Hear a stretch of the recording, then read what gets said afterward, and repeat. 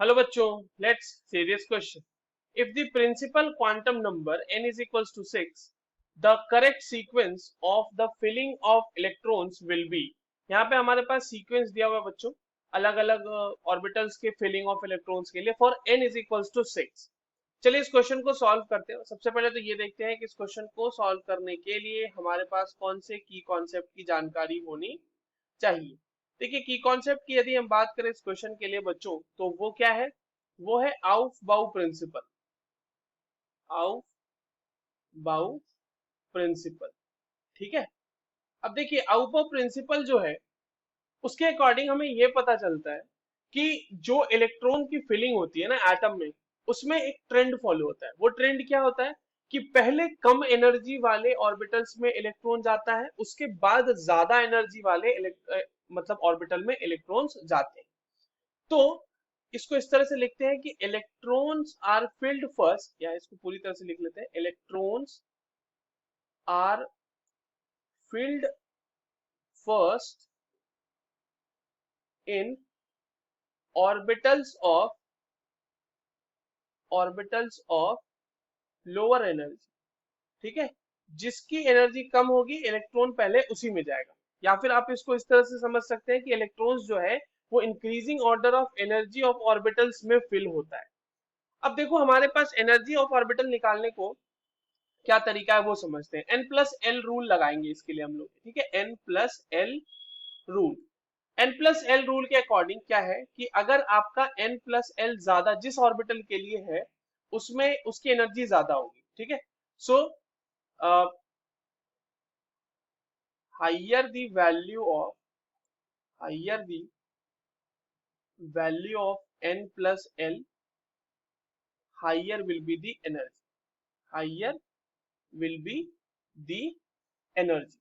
ठीक है.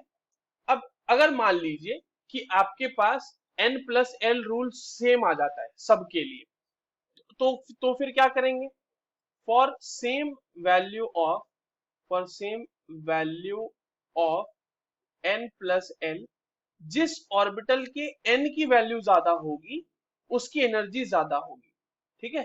तो orbital having higher value of n higher value of n will have higher energy. उसकी energy ज्यादा होगी. अब देखिए, आपके पास जो ऑर्बिटल्स दिए हुए हैं वो क्या क्या है. देखिए, ns दिया हुआ है, np दिया हुआ है, n-1 d दिया हुआ है और n-2 f दिया हुआ है. राइट. इसको एक एक करके हम लोग देखते हैं. n इज इक्वल टू 6 के लिए सॉल्व करना है हमें.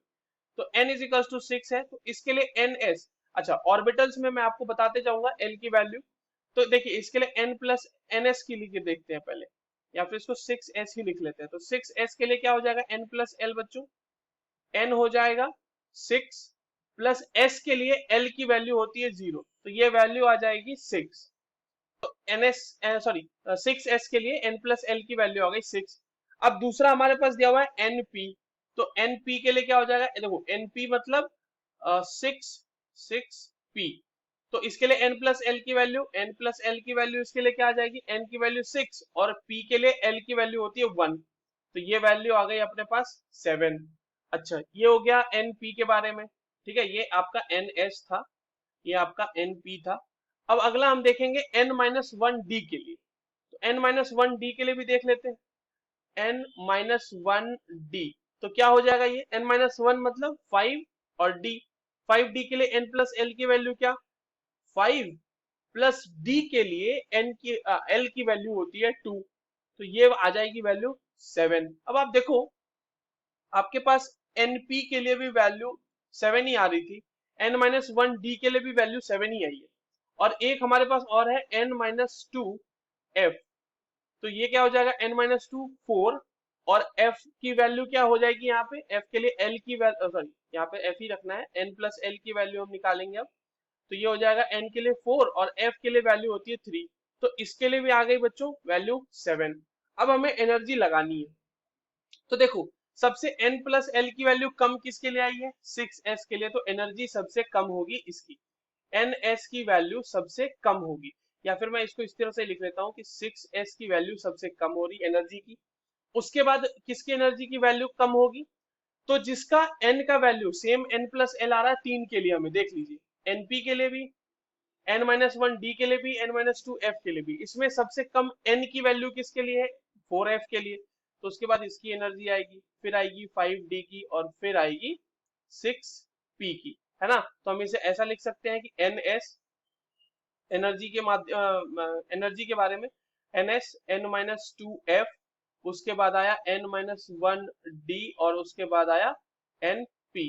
तो ये तो एनर्जी का ऑर्डर लग गया बच्चों। तो इलेक्ट्रॉन की फिलिंग भी तो ऐसे ही होगी ना, पहले कम एनर्जी में जाएगी, ns में जाएगी, फिर n-2f में जाएगी एनर्जी, फिर n-1d में जाएगी इलेक्ट्रॉन, और अब जाएगा इलेक्ट्रॉन, और फिर लास्ट में np में चला जाएगा electron.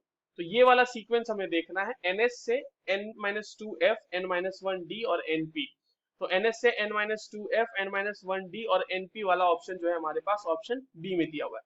So B is the correct answer. I hope you understood this well. All the very best.